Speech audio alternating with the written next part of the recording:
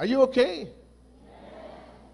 Dapat lagi po tayong okay, lalo na't sa harapan ng ating pong Diyos. Praise the Lord. Tayo mag-aral ng salita po ng ating Panginoon. Bakit po kaya, mga kapatid, kung alin po yung hindi mo gusto, siyang nangyayari sa iyo? Yung pilit mong iniiwasan, doon ka napupunta. Doon ka dinadala. Ano ibig kong sabihin sa punto na yon? Sino pong tao ang gustong meron siyang kagalit? Meron siyang kaaway? Meron po siyang hindi kasundo? Wala po. Tama po ba? Pero bakit po ito nangyayari? At minsan, hindi pa iba sa atin yung nagiging kaaway natin. Ano po kaya, mga kapatid, ang posibleng dahilan bakit ito nangyayari? Ano po ang nakikita po ninyong dahilan o ano po yung pwedeng pagmula ng hindi magandang pagkakaunawaan? Ako, meron po akong isang nakikita, hindi ko alam kung ito po ay pipit o applicable sa lahat. Isa po sa dahilan na nakita ko, personally, yung pagiging makasarili. Makasarili na sense, sarili mo lang iniisip mo. Sarili mo lang ang mahalaga sa iyo. Sarili mo lang ang iniintindi mo. At kapag hindi nangyari yung sa iyo o yung gusto mo, nagagalit tayo, nagdaramdam tayo, naghihinanakit tayo. Lalo na kapag nakikita po natin na hindi po tayo pinapahalagahan, nagseselos po tayo, naiinggit po tayo. At kapag tayo ay nagselos at nainggit, diyan na po namumuo yung galit, yung pagkapuot at pagkamuhi. Tandaan po ninyo ito, mga kapatid. Sa oras po na umiral sa tao ang selos at inggit, malaki pong damage ang gagawin niyan sa isang pamilya. Ang message po natin ngayon ay pinamagatan ko pong the coat of many colors.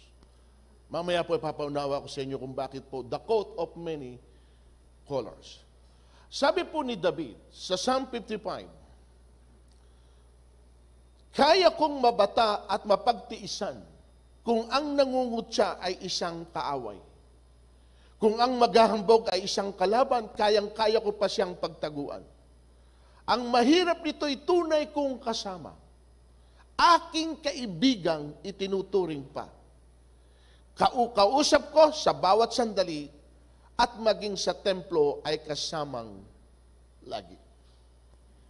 Sabi po ni David, kaya ko itong, kaya ko kang matanggap. Okay? Kaya ko at magagawa ko yung kung ang tunay na kaaway ay kaang umuusig sa akin. Kaso hindi po yung inaasahan niya eh. Hindi daw po yung iniisip niya na siyang gagawa nito ng hindi maganda sa kanya. Binanggit niya rito, isang kasama, isang kaibigan, isang kapatiran. Yun yung lagi niyang kausap sa templo. At ngayong umaga, mga kapatid, ang ibabahagi ko naman po sa inyo, hindi po yung mga nabanggit ni David na isang kaibigan, isang kasama, isang kapatiran. Ang share ko po sa inyo, kapamilya. Pamilya mismo. At tunghayan po natin yung pamilya ni Jacob, mga kapatid. At gaya po ng sinabi ko, bakit po ang pamagat natin ay the coat of many colors. Yan po ay nasa Genesis 37, verse 3. Kaya po nagalit ang mga kapatid po ni Joseph sa kanya ay dahil po binigyan po siya ng tatay niyang si Jacob ng isang damit. Ginawa po nung ama, intended lang po ito para kay Joseph. Okay? Ginamit po sa ibang translation, robe. Pero dito po sa binasa ko, kinuha ko coat, mga kapatid. Okay. Ngayon, ito po yung dispute. Brother against... Ayan. Tingnan nyo, magkapatid po yan, ha? Okay. Tingnan nyo po Genesis 3. Mas mahal ni Israel si Jose kaysa ibang mga anak sapagkat matanda na siya nang ito'y isilang. iginawa niya ito ng damit na mahaba at may manggas. Yun po yung word doon. Pero sa English po, yan po yung translation. The coat of many colors. So dito mga kapatid, dinamdam ito ng kanyang mga kapatid at ayaw nilang pakisamahang mabuti sino? Ano po ang pinagmulan? Naramdaman lang po ng mga kapatid niya na mas mahal si Jose ng kanilang ama. At dahil lang po doon, naglagay na po sila ng galit sa kanila pong puso. Amen. Anong ibig sabihin sa atin ito, mga magulang? Ilan man ang anak po natin, kailangan po pare-parehas at pare-pareho ang ating pagtingin. Bagamat iba-iba sila ng ugali. Diba? Kaya nga many colors, ipong binabanggit ko mga kapatid. Sapagkat kahit isa tayong pamilya, meron tayong iba-ibang ugali. Iba-iba ang kulay natin, hindi po sa balat, kundi yung ating pagkatao. Pero hindi po nangangahulugan na meron tayong ititreat na special, higit dun sa ating pong ibang anak. At ito po, pwede palang pagmulan ng dispute, yung pong meron tayong itinatangi, bagamat sila ay ating lahat na anak. Amen po ba mga kapatid? So, ito pa po. Dahil sa inggit at selos, nilaluan nila ito. Hindi nila gusto na makasama yung kapatid nila. At lalo pang nadagdagan, ito po nung galit, tinan nyo, nung nanaginip siya, lalo silang namuhi nang ito'y sabihin niya. Ano ang ibig mong sabihin? Maghahari ka sa amin? Tanong nila. At lalo silang nagalit kay. Wala naman po problema sa panaginip. Amen. Amen po ba? Ang problema po dito, may namuunang galit kay Jose. At kahit ano pang magandang bagay, mga kapatid, ang gagawin mo o sasabihin mo, hindi na po ito mapapahupa yung galit po na nararamdaman po nila. Bakit? Kasi yun na po ang nalagay sa isipan ng mga taong ito. Just Genesis 37:8, tinan niyo po ano sabi ro, 37:11. Inggit na inggit kay Jose ang kanyang mga kapatid. Hindi naman ito maubos, maisip ng kanyang ama. Hindi ho maisip nung ama kung ano ang pinagsisimtimiento ng iba niyang anak. Di ba? Minsan po kasi mga kapatid, meron po tayong galaw. Meron tayong hakbang, meron tayong desisyon na wala naman sa atin. Parang hindi natin iniisip na meron palang, magkokos pala ito ng kagalitan. Pwede palang ito pagmula ng selusan o ng inggitan. Pero yung galaw mo, yung desisyon mo sa isang anak mo o sa isang bagay o kung saan man, hindi mo iniisip na pwede palang mangyari yung ganon. Kaya nakita ko rito, kailangan pala maingat tayo sa lahat ng bagay na ginagawa natin, lalo na kung meron pong masasaktan. Kasi hindi po natin alam kung ano ang pwede nilang maramdaman doon po sa ating ginawa, doon sa ating ibinigay. Bakit bukod tanging siya lang? Dahil ba matanda na si Jacob? At iyon na po yung pwede niyang gawin sa kanyang anak na si Jose. Ang totoo po nun, mga kapatid, binasa ko yan eh. Yung po palang quote na ito, dapat po intended ito doon sa panganay, kay Ruben. Pero hindi po pinayagan ng Diyos na kay Ruben ito maibigay, kundi ito ay talagang intended para kay Joseph.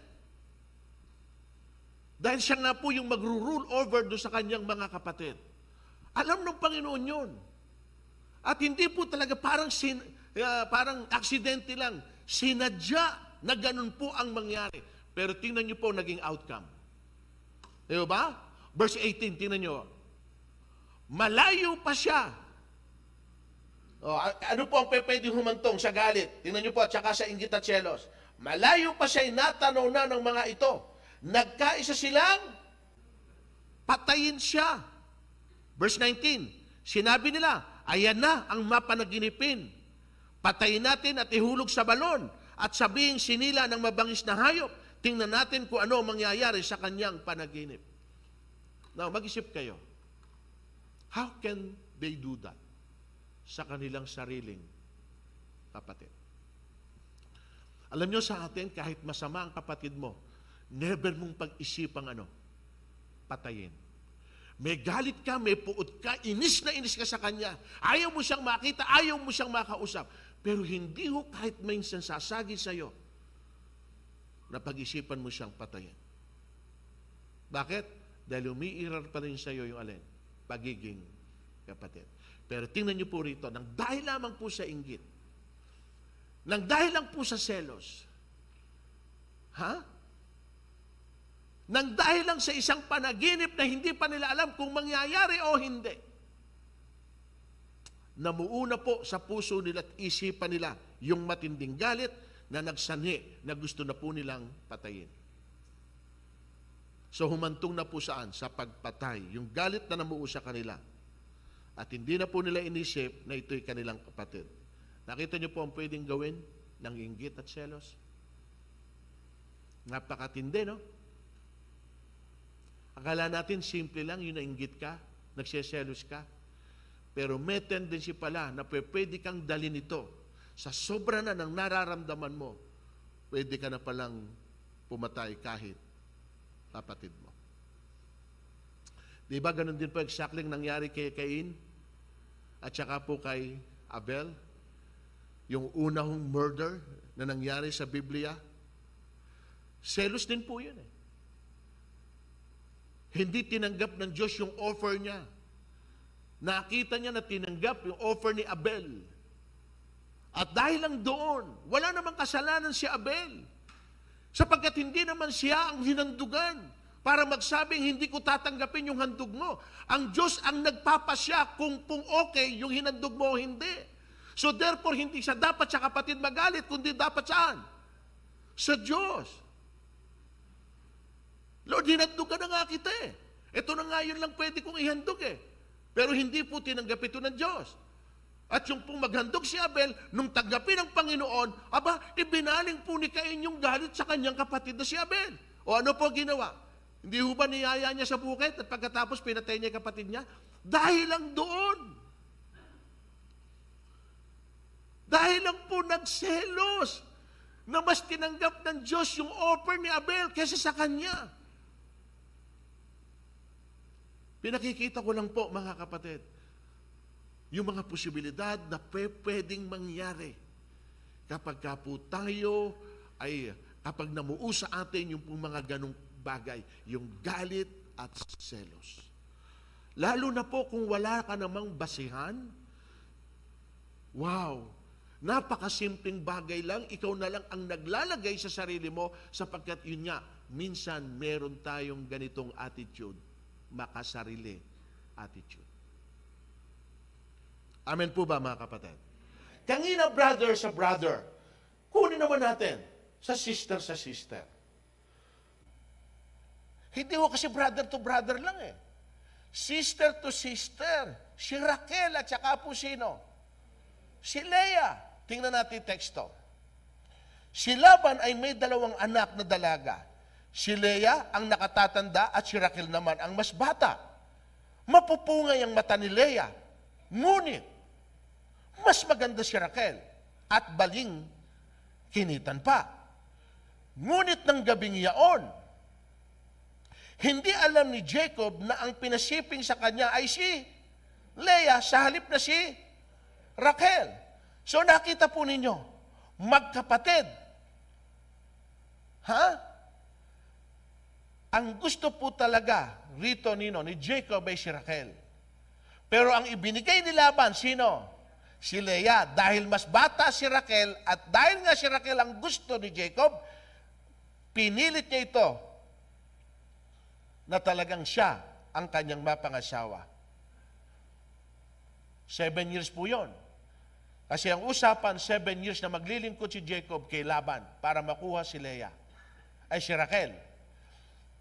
Nung tinrik po ngayon ni Laban, si Jacob, ang ibinigay ay si Leah.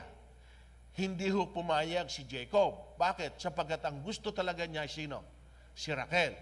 At para makuha niya si Raquel, nagdagdag uli ng 7 years of service si Jacob kay Laban para lamang po makuha niya yung talagang kanyang minamahal. Pero nakuha na niyang unang asawa ay sino? Si Leah. Nung araw, pwede pala yon. Yung magkapatid. Bagamat hindi tinatanggap sa panahon natin ngayon. Tama. Pero noon, eto nangyari eh. Okay? Palibhasa, si Jacob, kilala natin, di ba? Nagtitrick Nagtitrick si Jacob. Ayun, niloko niya yung kapatid niya si Esau. O ngayon, niloko rin siya nung kanyang tiyuhin na si Laban. Actually, tiyuhin niya si Laban eh. Tiyuhin niya si Laban. Anak si Raquel at si Leah. Ano niya ito? Ano niya ito? Kapag kapinsan to pinsan ang nag-asawa, ano tawag?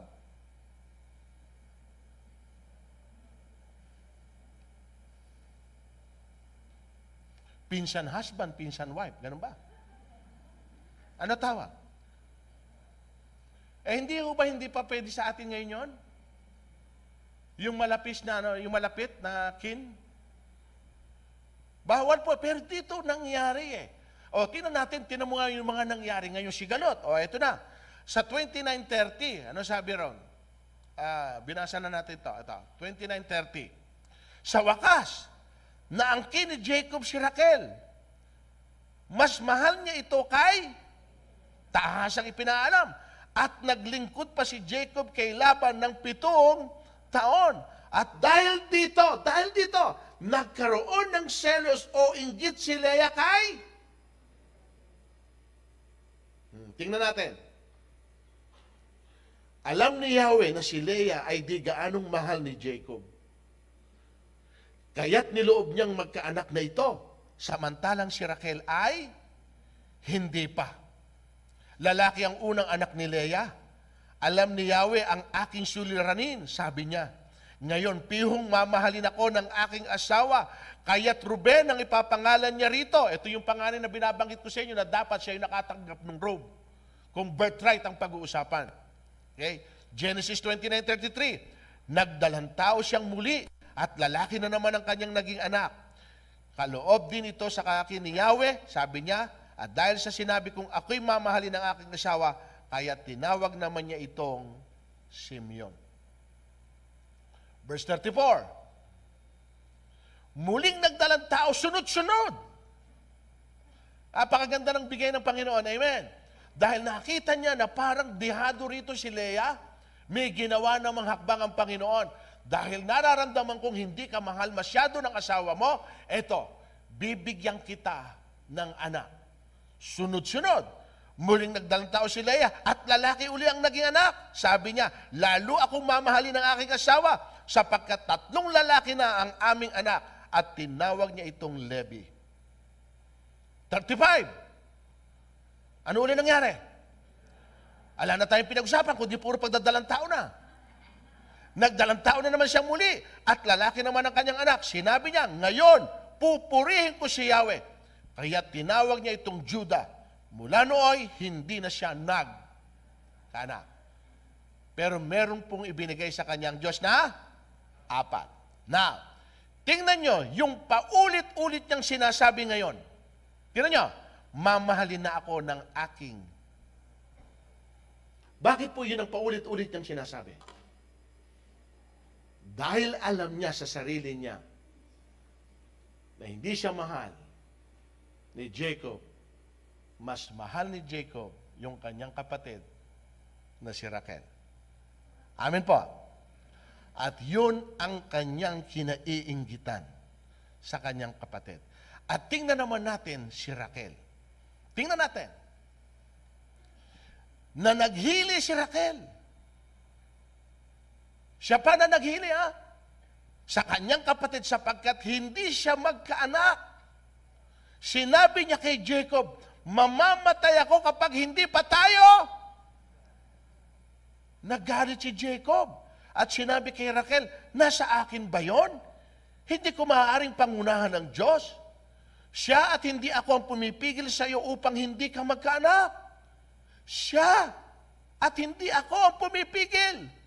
Nakita niyo po dito mga kapatid si Raquel? Si Raquel naman ang ano? Ang may problema. Si Raquel naman ngayon na nananaghili at nagseselos at naiinggit kang ino. Dahil binigyan siya ng Panginoon ng anak, samantalang siya'y wala pa. Wala kayong nakikita rito? Binabalansin ng Diyos ang lahat ng bagay. Di ba? Ramdam ng Panginoon, parang dito sa kay Leah, na hindi ka mahal ni Jacob, pero bibigyan kita para mas makita ni Jacob na masigit ka. Dahil binigay naman niya kay Raquel yung kagandahan na siya namang dinesire ni Jacob. Mas maganda si Raquel, mas productive si... Pwede na bang magsisi si Jacob? Minsan ang ganda'y deceiving. Kaya huwag kayong masyadong tumitingin sa ganda. Amen. Huwag kayong masyadong tumitingin sa pogi. Baka wala pala silang laman. Nadaya ka. Amen. Kanina si Leah, nung magkaanak, ang nagka-problema ngayon, nananaghili na, si Raquel. So ano? Tingnan nyo Ang tindi gagawin po ng isang taong may inggit, may selos, ang anumang bagay, kahit labag na po ito sa panuntunan ng Diyos. Tingnan nyo, kung ano ginawa po niya, dahil lamang sa selos at inggit. Ayan. Kung gayon, sabi ni Raquel, sipingan mo ang alipin kong si Bilha upang magkaanak ako sa pamamagitan niya. Yung alipin niya si Bilha ang pinasipingan at hindi siya. Dahil hindi po siya magkaanak. At yung alipin niyang, yung katulong niya sa bahay, siya pong pinatabihan. At verse 5, nagdalang tao ito at nanganak ng lalaki. Verse 6, sumang-ayon sa akin ng Diyos, wika ni Raquel. Sa tingin nyo, sinang-ayunan ng Diyos yan?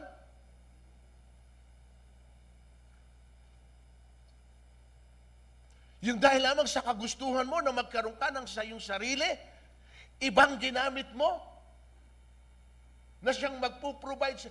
Hindi na po ang Diyos ang hiningan niya ng ano. Ang nagbigay sa kanya ng anak ay hindi na po ang Diyos, kundi ang kanyang alipin. Yan ang nakita niyang pwedeng pagmulan. Nakikita niyo po ang kaisipan ng isang taong desperado? Dahil sa bagay na gusto niyang mangyari sa kanya, na kahit na gagawin niya, kahit ito'y lumalabag sa panuntunan ng Diyos. Pinatabihan. Ano nangyari? Nagdalang tao ng anak. Sumang-ayon daw ang Panginoon. Verse 7, muling nagdalang tao si Bilha at nanganak ng isa pang lalaki.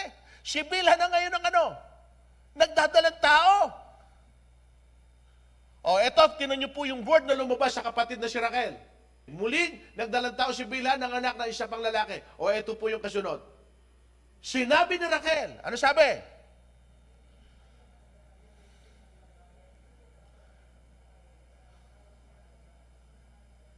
Nakita niyo po, naging mahigpit ang labanan namin. Meron po bang labanan?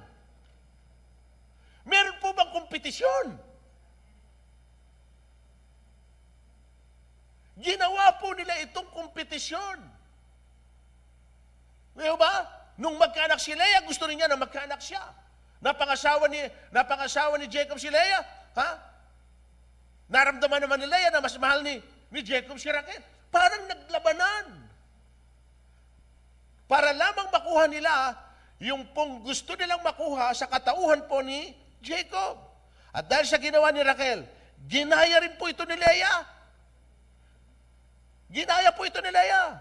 Kapatid, pinasipingit din niya kay Jacob yung alipin niya. Dahil sa labanan nilang magkapatid, pinagamit din po ni Leah yung kanya pong alipin sa kanyang asawa. At isa naman kasalanan ang nangyari. Kawawa ang alipin noon. Kahit ano sabihin ng kanilang Panginoon, susunod sila kahit ito'y labag din sa kalooban po nila. Tama po? Sa tingin nyo, gusto ho ni Bilha tsaka anong alipin na sipingan ni Jacob? Ang alipin po kasi ay sunod-sunuran sa kanyang Panginoon. At kahit hindi mo ito gusto, susunod ka ayon sa sinasabi niya sa iyo. Pero tingnan ninyo, nadama yung dalawa sa kompetensya ng magkapatid. O ano pinakikita nito? Hindi pwedeng kapag ka may dispute, walang madadamay. Amen? At minsan yung nadadamay ay yung walang kaugnayan sa inyong pinag-aawayan. At sila minsan ang nagiging bala. Sila ang napagtutuunan. Kailangan itong mabigyan. Hallelujah, ng kasagutan. So may mga tao na gusto, mga kapatid, mangyari lang yung hangarin nila sa sarili nila without considering kung anong pwedeng maging damdamin ng mga tao. Selfish, sarili lang nila ang kanilang iniisip. Minsan po, kailangan i-consider din po natin yung mga taong nakapaligid sa atin. Pwede naman nating i-air yung mga grievances natin. Pwede naman nating sabihin kung ano tunay na nararamdaman natin. Pero wag naman po sanang makaapekto ito doon sa mga tao na nakapaligid sa atin. Close man ito sa atin, pamilya man natin ito. Kaya nga hindi ba, minsan, sinasabi natin ito sa counseling, kung sakaling meron kayong disagreement ng iyong asawa, wag na wag ninyo itong papakita sa inyong mga anak. Bakit? Kasi ito'y isang kawalan minsan ng respeto. Nakikita nila na nag-aaway kayo. Nade-demoralize sila pag nakikita nila ang magulang ay nag-aaway. Na wala silang alam kung anong pinag-awayan. Nakita nilang nag-away, ngayon lang. Tapos kinabukasan nakita nila muling magkasama, nagtatawanan pa na wala silang alam kung paano nangyari. Kahapon ay kayo nag-aaway, ngayon ay kayo ano. We owe them an explanation. Kailangan nating ipaliwanag sa kanila bakit yon nangyayari. Kung sakali na naganap na tayo po ay nagkaroon ng mga argument sa harapan ng atin pong mga anak. As much as possible nga, mas maganda itinatago natin kung sa sarili lang natin. Amen? As much as possible. Pero kung hindi talaga natin pwedeng itago, mas maganda, isama rin natin. May problema tayo. Halika, tawagin mo yung mga anak mo. Mas maganda yon. Nak, halika kayo. Usap tayo. May problema kami ng mami mo. Pero gusto ko, kaharap kayo. Mag-usap tayong 3. O mag-usap tayo 4 as a family. Ito yung nangyayari ngayon sa amin between your mom and me as your dad. O anong maganda rito? At least alam ng mga anak nyo what's going on. Tama po ba? Yun ay kung gusto nyo i-lay down sa kanila. Kung hindi naman sila involved, edi sarili ninyo. I-settle po ninyo kung ano man po yung disagreement, okay, yung issue na hindi na po kailangan na nadadamay sila. Hindi po pwede kasing hindi po madamay. Amen? Ngayon, ito na po yung pangatlo. Kapatid sa kapatid, lalaki. Brother sa brother, sister sa sister. Ito po yung pangatlo. Papalawakin na natin. Ayan. At mamaya, hindi lang po dyan nasakop. Pero dyan ko na rin po isinama. Yung magbabyanan. Dyan, meron po dyan. Tingnan nyo po. Ayan. Maglalaban-laban ang ama at ang anak na lalaki ang ina at ang anak na babae. At gayon din ang biyanang babae at manugang na babae. Long before, nakasulat na talagang mayroon mangyayaring ganito. Biyanan saan? Sa manugang. Mostly yon, biyanan sa manugang. Maglalaban na ika ang ama at ang anak. Meron bang nangyayaring ganon? Meron. Amen? Ina at saka anak na babae, meron? Pero alin ang mas marami? Biyanan. Laging ang kontra ay biyanan. Alam niyo kung bakit? May idea ba kayo, kahit po walang ginagawa yung biyanan nyo, isa siya sa pwedeng kinamumuyan ng asawa nyo? Alam nyo dahilan?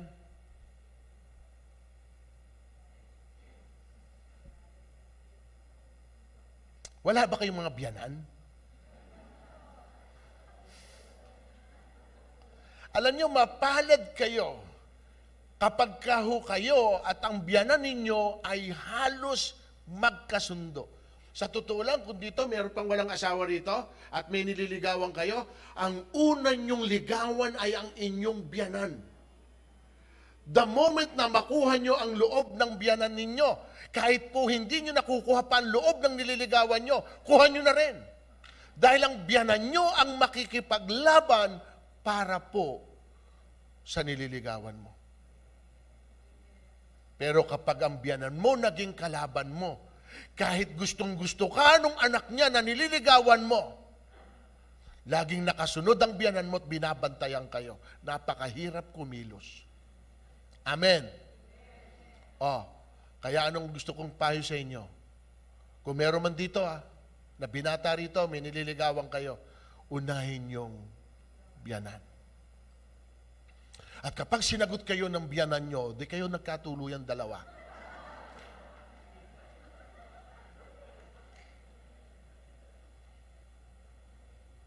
Talagang kayo, oo. Mga kapatid, bakit sa palagay nyo, normally ang magkalaban ay ang biyanan at saka po ang manugang? Alam nyo kung ano? Sapagkat both sa kanila, nagsisilbi silang kaagaw. Parang ang piling ng asawa mo, kaagaw sila sa'yo. Kaya hindi po niya gusto na may kaagaw siya. Lalo na't ikaw malapit sa magulang mo, yung lalaki, malapit sa pamilya mo. Yun minsan ang pananaw ng asawa mo. Na akala niya, naaagaw nila ikaw sa kanila. Kaya ang tingin po ng asawa mo sa kanila, karibal sila. Hindi sila kapanalig, karibal. Tama po ba? Kaya may posibilidad na mag-away. Pero kailangan po kasi ito, alam niyo mga kapatid, hindi maganda sa isang pamilya na meron pong sigalutan. Kailangan po kasi nandun, alam niyo, wala naman pong ibang dadamay sa inyo. Sino sa tingin niyo ang dadamay kapag may nangyari sa inyo? Walang ibang tao. Kahit sabihin mo, siya yung close friend mo. Siya yung kaibigan mo, pero ang layo-layo sa'yo. At handa kang damayan. Kung ikaw ngayon naghihingalo rito, at yung kaibigan mo ay manggagaling pa sa Ipugaw, patay ka na bago dumating. Amen. Ang unang sasaklolo sa'yo, yung katabi mong bahay. At kung ito man ay kamag-anak, o ito'y kaibigan, o kapitbahay lang, sila ang nariyan para dumamay. Pero minsan, ang kaaway natin ay yung katabing.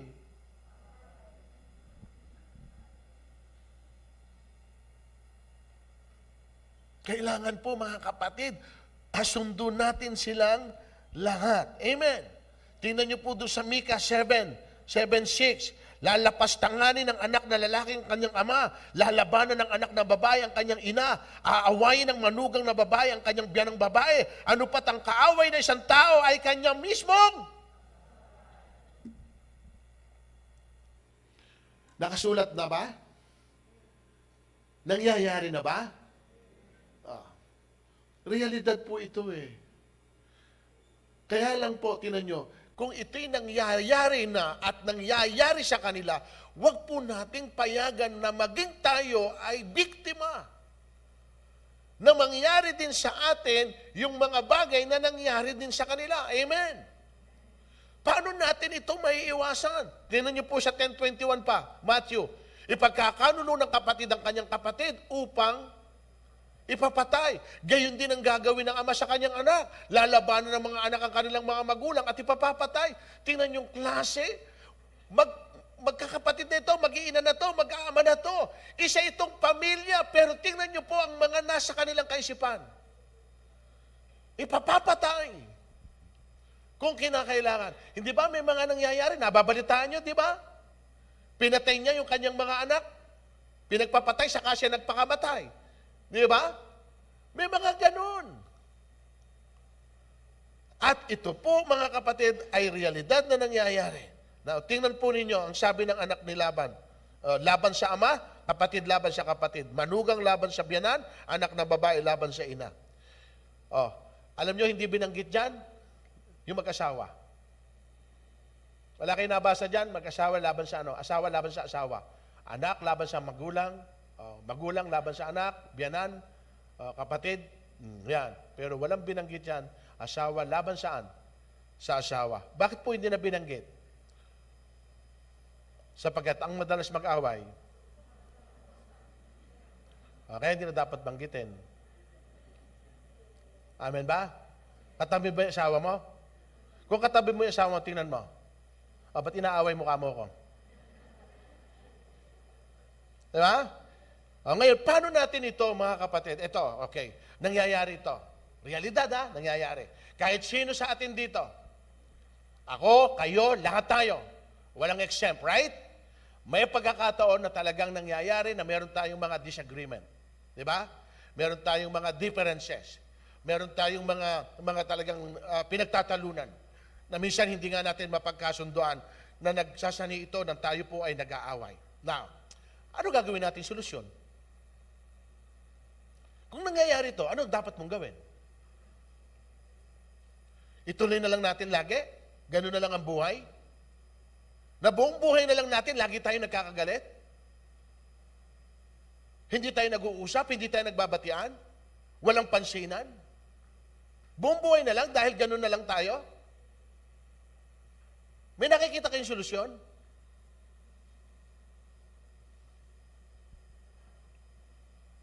Walang nakikita ang solusyon yung mga kapatid ko. Tahimik na tahimik. Pastor, ina po ang aming pong vitamina eh. Vitamin namin yun. Pag hindi kami nag-away, hindi ho kami masaya. Kaya ito ay vitamin namin. Ganun ba? Di ba nakakapagod? Di pa ba kayo pagod? May kausap po ba ako? Hindi pa ho ba kayo pagod? Nakakapagod, di ba? Nakakapagod. Nakakapagod na buong buhay mo na lang, lagi na lang ganon. Nakakapagod yun. Nakakasawa. Sino rito kahit pa paano gustong sumaya?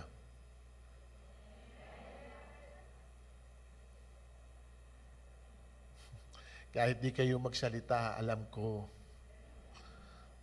Amen? Nangyayari ito kahit kanino. Hindi lang sa iilang tao, sa lahat sa atin. Di ba? Di ko na nga idinitalye rito kung ano ang mga dahilan ng pagkakagalit eh. Meron ako rito eh.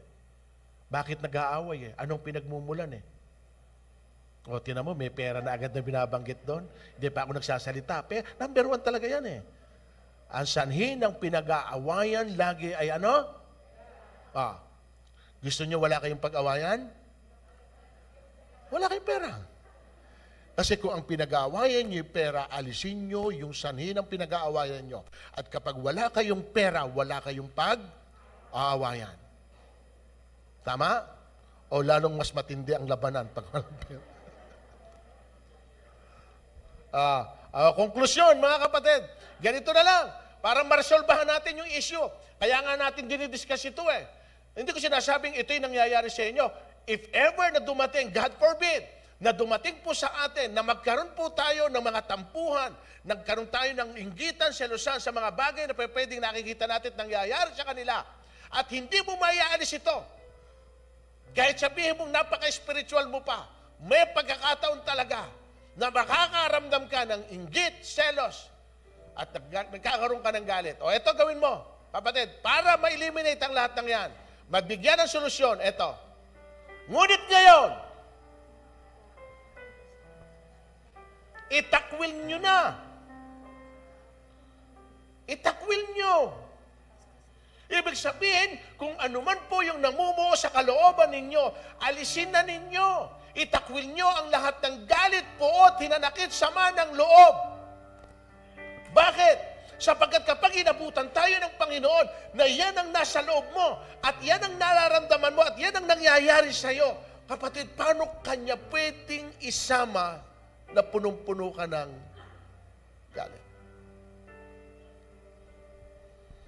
At kapag kami puot ka, sama ng loob, hinanakit, at nakamatayan mo, ibig sabihin, isa lang yon, hindi ka nakapagpatawad. At dahil hindi ka nakapagpatawad, wala ka ring kapatawaran. Paano ngayon? Nang dahil lang sa napakaliit na bagay na pwede naman palang pag-usapan, pwede naman palang resolbahan, pinananatili natin yung pride natin sa sarili natin. Kapatid, sino ang nabibigatan? Sino may dala? Amen? Kung sinong may dala, siyang nabibigatan. Hirap na loob mo. Nagpupuyos na ang kalooban mo. Gusto nang makawala nung nasa loob mo. Bakit hindi mo pawalan? Nang makaalis ka sa ganung sitwasyon. O sundan pa natin. Efeso. Itakwil ninyo, alisin ninyo ang lahat ng sama ng loob. Galit, puot. Huwag na kayong mambubulyaw, manlalait, mananakit ng damdamin ng kapwa. Sa halip, maging mabait kayo at maawain sa isa't isa. Magpatawaran kayo tulad ng pagpapatawad sa inyo ng Diyos sa pamamagitan ni... Yan ang pinaka-best solution na pwede natin gawin. Kung sakali man na nakakaramdam tayo ng ganito at pwedeng saniin sa atin ang kaaway na magtanim tayo ng galit at puot sa ating mga puso, takwil nyo, iwasan ninyo, alisin ninyo. Amen? Masarap yung kahit sino, magaan ang loob mo. Wala kang kaaway. Wala kang kagalit. Kahapon meron kaming mentoring. Isa sa napag-usapan namin ito. At hindi mo po ito pwedeng alisin kahit kanino. Ito, number 1. Hindi lahat ng tao gusto ka. At hindi po lahat naman ng tao gusto mo. Tama? Hindi yan pwedeng alisin kahit kanino. Pero hindi nangangahulugan dahil hindi mo ako gusto, kaaway mo ko. Ganun din likewise, dahil hindi ko kayo gusto, hindi naman nangangahulugan na kaaway ko kayo. Basang nangyayari lang, hindi natin gusto ang isa't isa. At kung hindi natin gusto ang isa't isa, edi huwag tayong magsama. Bakit? Hindi mo ako gusto, hindi kita gusto. Huwag tayo magsama para hindi sumama ang loob mo. Amen? Pero kung laging kayong pinagtatagpo, kahit hindi nyo gusto isa't isa, alang-alang sa Diyos, sabihin mo, unti-unti na kitang, sabihin mo,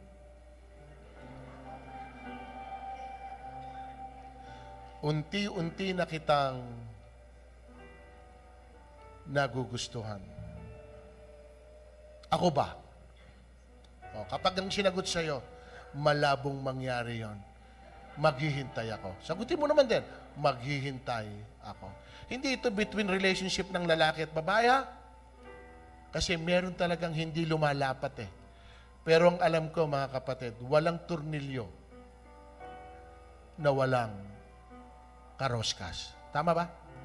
Walang turnilyo na walang tiyak na meron ka ring makakatapat. Pero ang mahalaga, masarap na maramdaman, lahat ng tao gusto ka. Amen? Amen. Pag gusto ka ng lahat ng tao, hindi mo sila kaaway. Dahil ayaw mo na meron kang kagalit. Tayo po yung manalangin. Taas po natin muli ang ating mga kamay. Sa sandali pong ito, mga kapatid, higit sa lahat, tayo pong nakakalam. Meron ba tayong sama ng loob? O may mga taong may sama ng loob sa iyo? Meron ka bang hindi nakasundo? Meron ka bang hindi binabati o kinikibo? Meron ka bang kasama sa bahay, kapatid, magulang, pamilya, kamag-anak, na hindi maganda ang inyong ugnayan? Alam kong hindi ito madali. Pero paano po natin ito itatama? Paano po natin maipaparamdam sa kanila na tayo nga ay anak ng Diyos? Sapagkat sa awit 103 verse 8 to 12, makikita nyo ang karakter doon ng Diyos. Hindi siya madaling magalit. Hindi siya nagkikimkim ng anumang galit. Lubang siya ay mapagpatawad. At bilang anak ng Diyos, mga kapatid, malapit nang dumating ang Panginoon. At huwag nawa tayong abutan ng Panginoon na meron tayong mga kinikimkim sa ating kalooban, maging sa ating mga puso, na hindi naman makakatulong sa iyo. Siya pang nagpapabigat at nagpapahirap sa kalooban mo. Pwede mo namang bitawan, pwede mong i-release. Lord, hindi po kamo itong gusto ko. Ayoko nang may mga tao na galit sa akin, neither ayoko nang may mga taong kinamumuyan din. Sila'y mga anak mo. Sila'y mga nilikha mo. Gamitin mo ako instrumento para maiparamdam sa kanila kung sino kayo na mapagmahal na Diyos. At hindi kami mismo yung nagsasani para magkalayo-layo at kami ang nagkukos ng dibisyon. Lord, tulungan mo kami na ma-overcome ang lahat ng ito. Matuto kaming magpatawad. Matuto kaming magparaya. Kahit minsan kami po ang naging biktima. Kahit kami mismo, yung parang walang nakikitang mali. Kami yung naabuso, kami yung naargabyado, kami yung napagsamantalahan. Pero hindi pa rin sapat yun para magtanim ka at magkimkim ng anumang galit sa iyong puso. I-release mo, kapatid. Ibigay mo yan sa kamay ng Diyos. Huwag mong hayaang manatili iyan. Sapagkat kapag ka ipinikit natin ang ating mga mata at nananatili yung bagay na yan sa kalooban mo, yan ang magdadala sa atin patungo sa impyerno. Hingin mo sa Diyos, Lord, hindi madali. Sapagkat lubha akong nasaktan. Pero may pagkakataong nasaktan din kita. Pero lagi mo kong pinapatawad. Be reconciled with those people who have been hurt, na nakasakit sa atin. O nasaktan din natin likewise. Bigyan kayo ng pagkakataon ng Diyos. Kung malayo man yung mga taong ito, sana loobin ng Diyos. Magkita kayo. Kung biking ka ng Panginoon na mag-text sa kanila, I'm sorry kung nasaktan kita. Hindi ko sinasadya. Patawarin mo ako. At least, nakalaya ka. Tanggapin man nila yung sorry mo o hindi. Patawarin man nila kayo o hindi. As long na nag-move kayo at ipinaabot nyo sa kanila na gusto nyo na makipag-reconcile dahil ayaw nyo na may kaaway at kagalit. Mga kapatid, ang Diyos na ang bahala sa inyo. Ang Diyos na ang bahala sa kanila.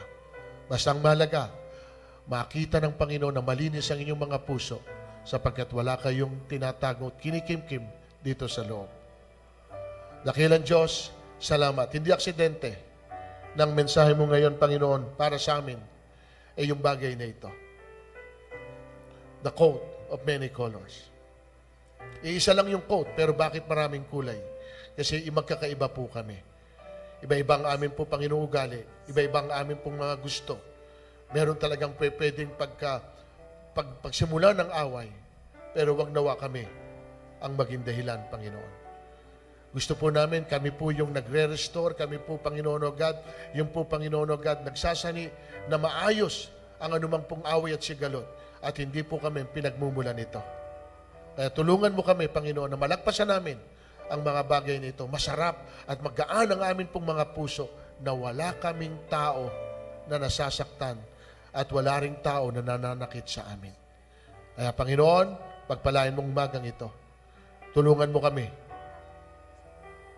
na ma-overcome namin kung meron man kaming kinikimkim sa aming mga puso sa sandaling ito. Patuloy kaming pumupunta rito sa church, patuloy kaming nananalangin sa iyo, patuloy kaming nagpupuri sa iyo. Pero may isang bagay na nasa loob namin na hanggang ngayon di namin po mabitiwan.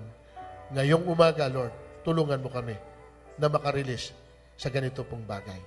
Sa iyo papuri, Lord, sa iyong parangal, sa iyong pagluwalhati. Ito po aming samot dalangin sa pangalan ni Jesus. Amen and amen and amen.